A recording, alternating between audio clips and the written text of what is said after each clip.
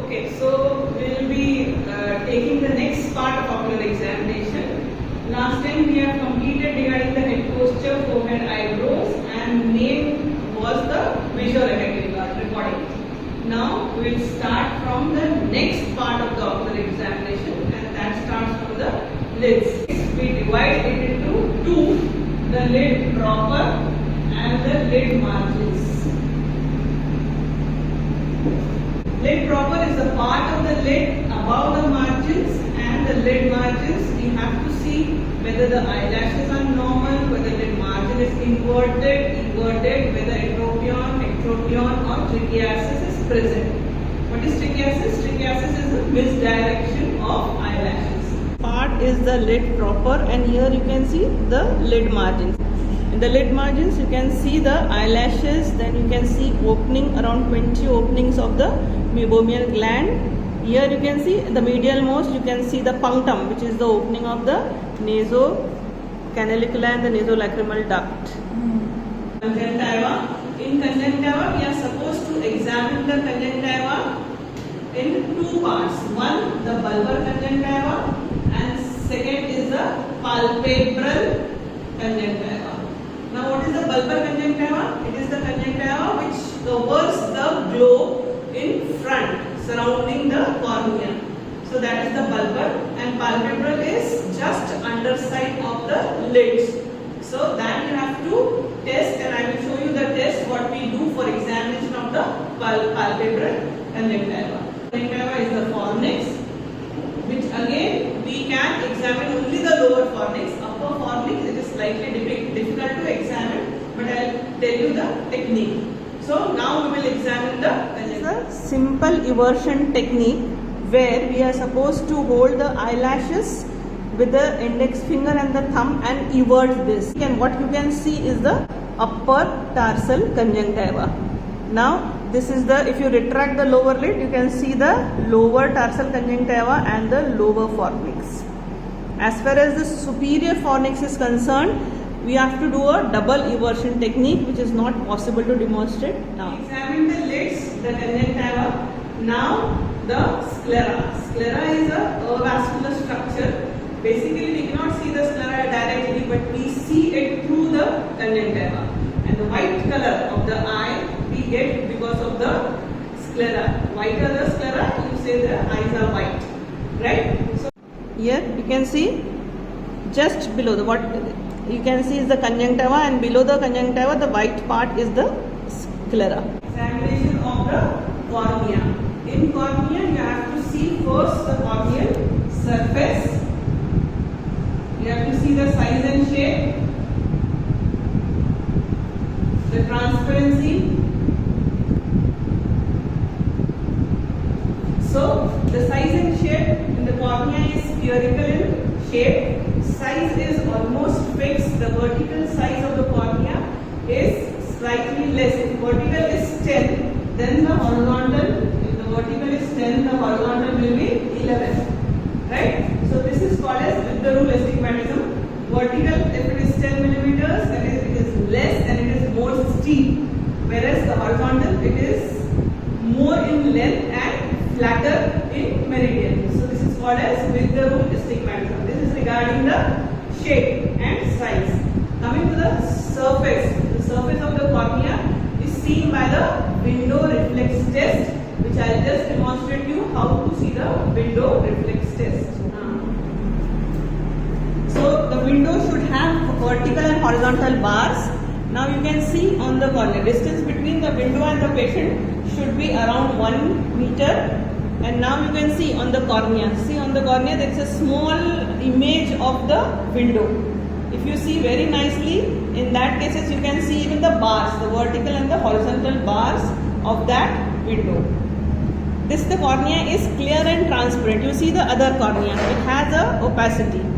This is called as opacification of the cornea. It is because of the atrophic pterygium. Whereas this cornea is very clear except for the arcus sinalis, which is present in the periphery. After the cornea, it's the most important structure, refracting surface of the eye, because it has a refractive power of almost plus 42. It can be 42 to 44. So it's the most important structure structure, avascular structure which you have to examine. Now after the cornea, what we are supposed to examine is the anterior chamber. Now anterior chamber is the gap between the cornea and the iris. So I will show you how to demonstrate the anterior chamber depth. The patient should look straight and the light will pass from the temporal side.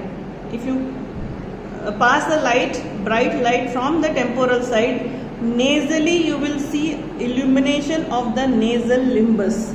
If you can see the illumination of the nasal limbus, that suggests that the anterior chamber is either normal depth or deep. Here it is difficult to appreciate the illumination at the nasal limbus, but if you are very near to the patient, then you can make out. You can see here the illumination at the nasal limbus. Now you have to study the causes of shallow anterior chamber, the deep anterior chamber, and the normal depth anterior chamber. The examination of iris, because the next structure is the iris. You can see we have to follow a pattern in ocular examination. You cannot haphazardly examine. Like you cannot examine the cornea before the visual acuity. You cannot examine the pupils before the cornea.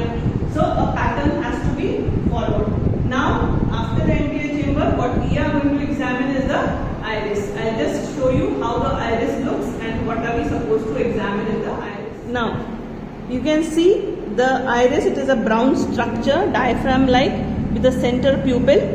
Right? The iris has a typical pattern. It has a color and a pattern. For Indians and Caucasians, it is usually brown or dark brown in color, whereas in whites it is either blue or green. So the eye color is basically because of the iris color. Now there is a pattern also in the iris which may be difficult to see, but you can see the crypts. You see just surrounding the pupil.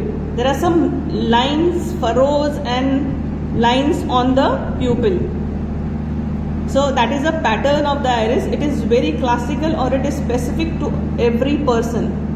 Like your fingerprints, similarly the iris pattern is also specific to each person. Then last part of today's ocular examination is pupils. Now pupil again is very important. Here in the pupil you are supposed to see the pupillary reaction and the pupillary reflex.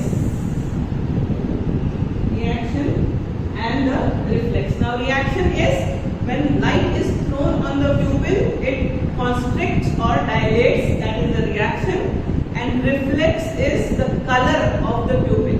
Whether it is white, it is greyish white, it is black, it is jet black, it is shimmery. So these are the different colors of the pupil. Now I will show you both the reaction and the reflex. In reaction again it is two types. One is the direct reaction and second is the consensual reaction. Now the direct reaction is when the light is thrown directly onto the same eye, the pupil constricts, that is the direct.